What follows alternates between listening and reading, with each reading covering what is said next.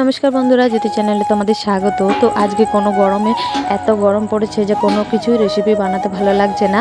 তো আজকে আমি জাস্ট 2 গ্লাসের মতো লস্যি বানাবো, সেটাই আপনাদের সঙ্গে শেয়ার করছি। তো প্রথম থেকে শেষ অবধি দেখতে থাকুন, আর ভালো লাগলে অবশ্যই একটা লাইক, শেয়ার এবং কমেন্ট করে জানাবেন।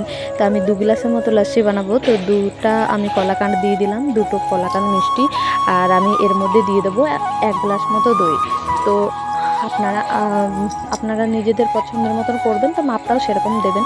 আমি 2 গ্লাসের মতো করব, তো 1 গ্লাস আমি দই দিয়ে দিচ্ছি, আর 1 গ্লাসের একটু কম আমি জল দিয়ে দেবো।